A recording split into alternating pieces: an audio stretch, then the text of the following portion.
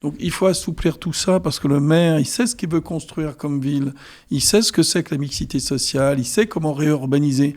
Et puis à Chartres, on réurbanise pas comme à Marseille, c'est différent. Quand vous avez des climats différents, vous avez des constructions de villes différentes, ça se fait différemment.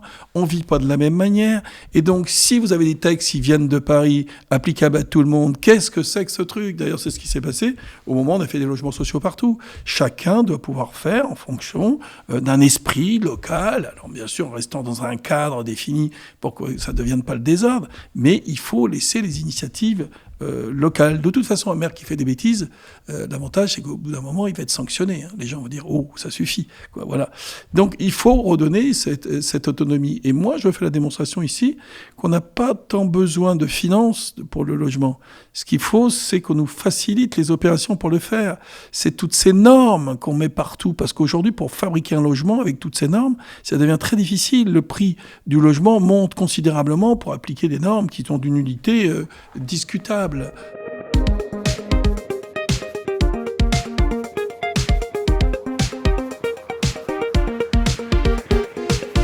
Bonjour à toutes et à tous, à chacun, à chacune, heureux de vous retrouver aujourd'hui dans Chartrissimo, l'émission bimensuelle de Radio Grand Ciel dédiée à la vie municipale et communautaire de Chartres Métropole. Bonjour Jean-Pierre Gorge. Bonjour.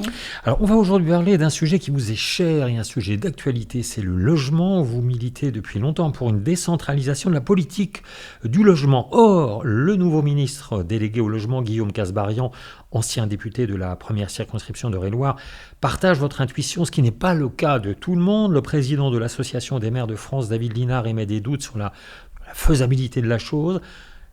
Vous lui répondez jacobinisme ? Oui, je lui ai écrit même. Oui, je trouve ça inquiétant. En plus, en conclusion de sa réponse, il me dit que ça sert à rien, on ne ferait que changer de geôlier. C'est-à-dire qu'il pense que les maires, ce sont des geôliers pour le logement, comme ça l'est aujourd'hui. C'est incroyable, ce type de réponse. Moi, je suis inquiet, président de l'association des maires. Si les maires ont lu ça, ils écoutent ça, ça va être quand même assez dramatique. Mais dans un groupe de travail, là, récemment, puisque j'ai vu ce qu'il annonçait, les propositions qui ont été écrites certainement par des gens de l'association des maires et pas le président, disaient un peu le contraire de ce qu'il racontait, quoi.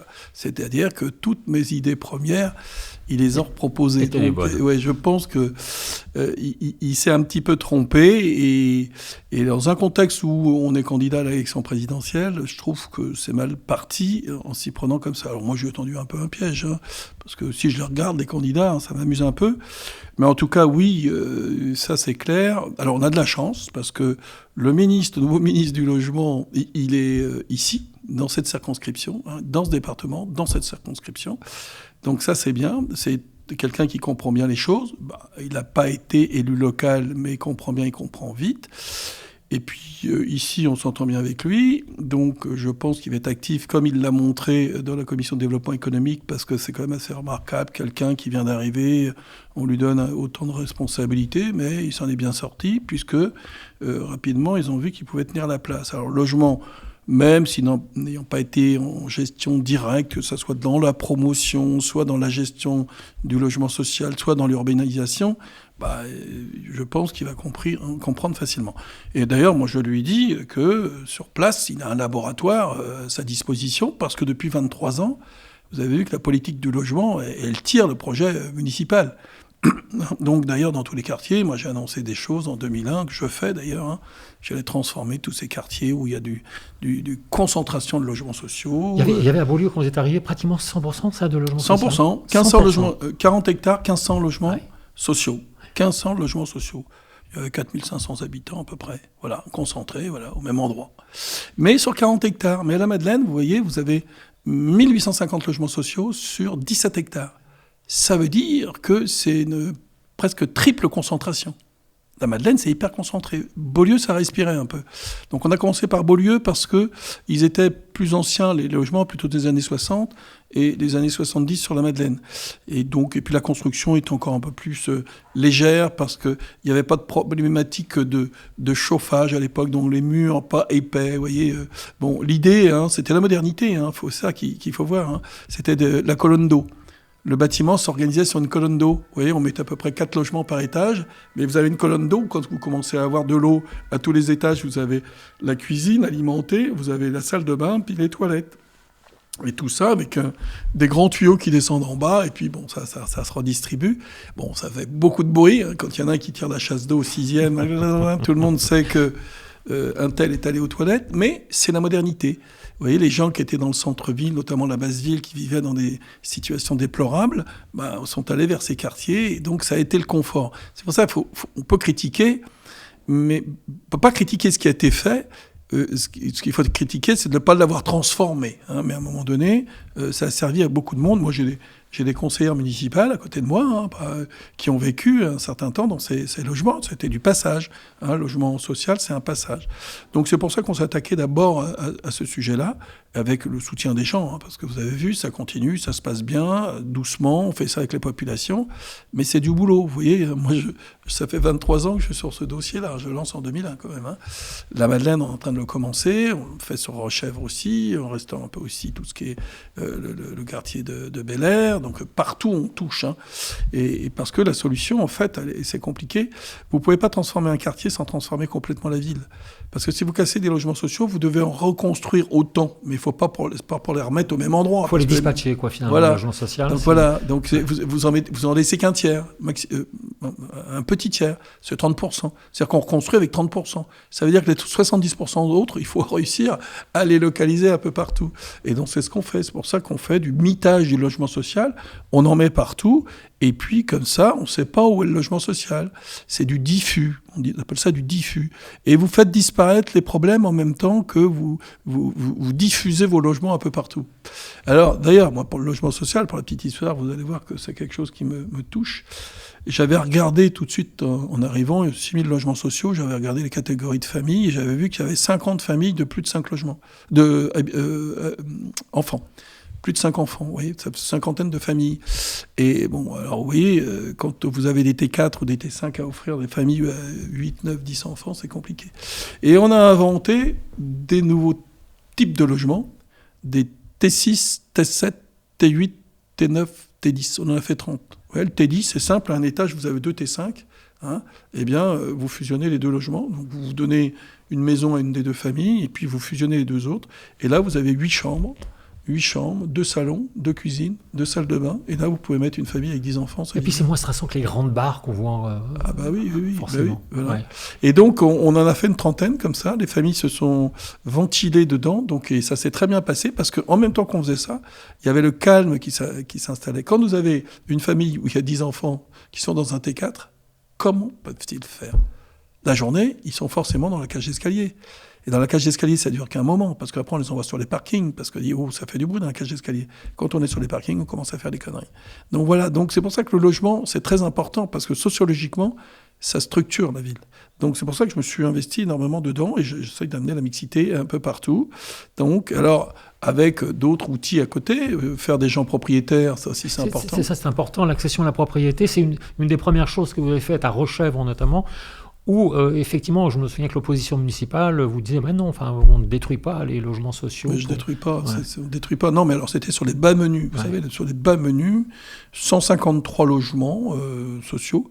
Et je me dis qu'on allait en vendre les 2 tiers. Là, on a presque tout vendu, parce que maintenant, comme il y en a d'autres qui se font à côté, j'essaye de garder la mixité un peu partout. Donc je dis, j'en vends 2 tiers, et puis on en garde 1 tiers, comme ça, il y a la mixité sociale. Mais maintenant, on peut tous les vendre, ils sont tous devenus propriétaires. Depuis 2001, il y a à peu près 1000 familles qui sont devenues propriétaires de leur logement social. Quand vous êtes propriétaire de votre logement social à 1000 ou 1200 euros le mètre carré, dans une ville où maintenant c'est entre 3005 et 4005, je ne vous donne pas d'autres prix, quelques quartiers, c'est plus cher que ça. Donc comment faire pour être propriétaire ? C'est impossible. Et en faisant ça, on amène de la mixité sociale parce qu'on permet à des gens qui n'ont pas forcément les moyens d'être propriétaires dans une ville comme Chartres, à 1200 euros le mètre carré. Donc voilà, ça, si, c'est une grande réussite. Et puis tout ce qui est mauvaise qualité, on le casse. Pas d'acharnement thérapeutique, ça sert à rien de refaire les façades. Les gens sont dans les logements, on leur refait les façades. Vous pensez, qu'est-ce qu'ils en ont à faire de ça, qu'on repeigne leurs façades, alors que dedans, il y a l'inconfort. Vous voyez ? Et bon, il y a eu des choses comme ça. Il y a des gens qui s'amusent avec l'argent de leurs locataires, parce que faire des coups de peinture comme ça, tout ça, c'est des petites, c'est clientélistes, quoi. Donc, on n'est pas dans cet esprit-là. Nous, vous voyez, on a redessiné la ville et au fur et à mesure, on la reconstruit sur elle-même. Tout ce qui est bon eh bien, on essaye de le vendre. Hein. Tout ce qui peut durer encore, qu'on peut maintenir en l'état, on le garde pour que ça soit des logements de location en intermédiaire. Voilà. Et puis le reste, eh bien, on le casse. Alors, je voudrais qu'on parle de la décentralisation, justement, de la politique de logement que vous appelez de vos voeux. Quelles en seraient les modalités, finalement? Qu'est-ce que vous attendez comme mesure? Déjà, c'est que les choses soient maîtrisées par les élus. Vous voyez, moi, je viens d'obtenir, au bout de 23 ans, l'aide à la pierre. C'est-à-dire que c'est nous qui allons décider, mais par délégation de l'État. C'est pas complètement de grande autonomie. Définir comment on construit le logement sur l'agglomération. On a un PLH, un plan local d'urbanisme et de logement. On a un PLU, on a une somme de PLU, on a un PLH qui définit ce que doit être le logement sur un territoire. Mais derrière, il y a toujours des autorisations pour autoriser à détruire des logements sociaux, à les construire. C'est d'une lourdeur incroyable. Vous attendez des années pour avoir des autorisations parce qu'il y a différentes typologies de logements. Donc il faut assouplir tout ça parce que le maire, il sait ce qu'il veut construire comme ville, il sait ce que c'est que la mixité sociale, il sait comment réurbaniser. Et puis à Chartres, on ne réurbanise pas comme à Marseille, c'est différent.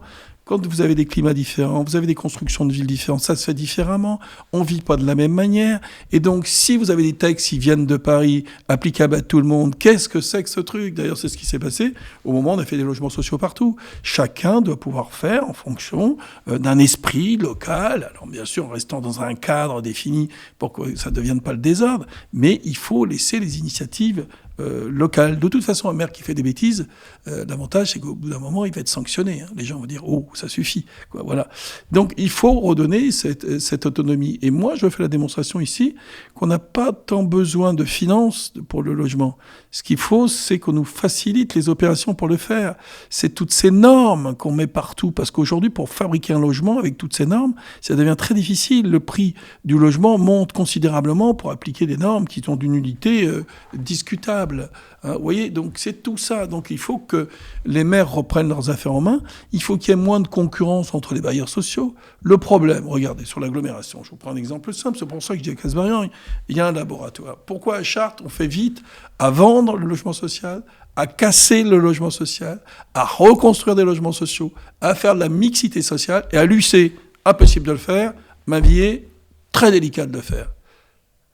Parce qu'à Chartres, on maîtrise le logement social. Le bailleur social, alors pendant des années, ça a été le maire de Chartres quand c'était un office municipal. Maintenant, c'est le bailleur de l'agglo, et je suis le président de l'agglo, et on peut faire des choses. Et je ne peux même pas aider des villes comme Mainviers et Lucé à se réorganiser. Alors, il y a les lois qui proposent des choses, mais c'est toujours des lois pas terminées. La loi Elan dit que, par exemple, le logement social qui est détenu par le département, qui est sur la ville de Lucé, eh bien, il pourrait être fusionné avec celui qui est dans l'OPH sur l'agglomération, essentiellement des logements de la ville de Chartres. Et si on faisait ça, on maîtriserait le logement social. Les habitants de Lucé pourraient participer à un parcours résidentiel. Aujourd'hui, quelqu'un qui est à Lucé, la probabilité qu'il puisse finir dans un logement social de Chartres est pratiquement zéro. Alors là, il serait dans le même vase. Comment voudriez-vous qu'on fasse du sectarisme? Donc ça permettrait de déplacer les gens, de pouvoir vider des immeubles, pouvoir les casser, récupérer le foncier, reconstruire dans un contexte de mixité. Et la ville peut se retransformer sur elle-même. Ça fait 23 ans que je suis élu. Hein, j'ai commencé à faire ça à Chartres. J'en parlais avec Morland en 2001. Et on est exactement dans la même situation aujourd'hui. Parce que des gens font des blocages. La loi Elan fait des propositions, mais on dit suivant l'accord des deux parties. Mais ça, s'il y en a un qui veut bloquer, bloque toute sa vie. Alors que moi, je pense qu'il suffirait d'écrire dans la loi que si le bailleur de référence de l'agglomération souhaite intégrer des logements qui sont dans un bailleur autre, en dehors des sociétés anonymes. Les sociétés anonymes, c'est une gestion privée du logement social, mais c'est autre chose. Mais dans l'OPH, eh bien, on récupère ces logements et la chose est faite. Ça se fait tout seul, tout se débloque. Et là, il y a des gens qui s'amusent à gêner les autres. Donc, chercher l'erreur. Donc, voilà, ça peut vous expliquer une partie de mes conflits avec d'autres collectivités, voilà, donc, qui poussent à la fin à les remettre en cause totalement, parce qu'on dit si leur simple jeu, c'est d'empêcher que les choses se fassent. Et je dis, de temps en temps, il y a des morts, vous voyez. Quand on fait des attributions, on dit, on met l'Afrique noire sur Mainviers, on met le Maghreb à Lucé. Ah, voilà, à Chartres, c'est impossible, ça. Moi, il n'y a pas cette histoire de dire, je mets les noirs là, les gris foncés là, les gris clairs ici. C'est pas comme ça, moi. C'est Benetton partout. Vous comprenez? Ben oui, la méthode Benetton de Gorges-sur-Chartres. Regardez, je l'ai fait chez moi, et là je le fais aussi dans la ville. Et ça marche, parce que les gens peuvent très bien vivre ensemble, il n'y a pas de problème. Le problème, c'est quand on commence à faire des concentrations sur des critères irrationnels, quoi, parce que c'est pas rationnel de faire ça, c'est irrationnel, donc c'est une folie. Eh bien, quand on fait ce type d'erreur, il faut 30 ans pour la corriger. D'accord ? Et moi, ce que je vais voir avec le ministre, c'est comment on peut faire, mettre en place un certain nombre de choses. Assouplir la loi ou qu'elle soit plus contraignante pour faciliter un certain nombre d'un type d'opérations. Et tout ça dans un contexte de mixité sociale. Alors, la mixité sociale, c'est régulièrement de faire des projets où on mélange des logements privés et des logements publics. J'aime pas le terme HLM, des choses comme ça. Les logements publics, ça veut dire que ça peut être le même logement, mais avec des tarifications différentes, parce qu'il y a des gens qui n'auront pas les moyens de se loger. C'est même pas de dire les riches doivent payer plus cher. Non, si le pauvre ne peut même pas avoir le ticket d'entrée pour rentrer dans le logement, comment ça va se terminer ? Alors après, on se plaint des squats et tout ça, mais on peut régler les choses autrement, si on donne un peu plus de facilité. Oui, mais vous voyez que j'ai la pêche pour mener le débat. Merci beaucoup. On se retrouve dans 15 jours pour une nouvelle édition de Chartres-et-Simo. D'ici là, vous pourrez réécouter cette émission en podcast sur notre site www.radioranciel.fr. À bientôt.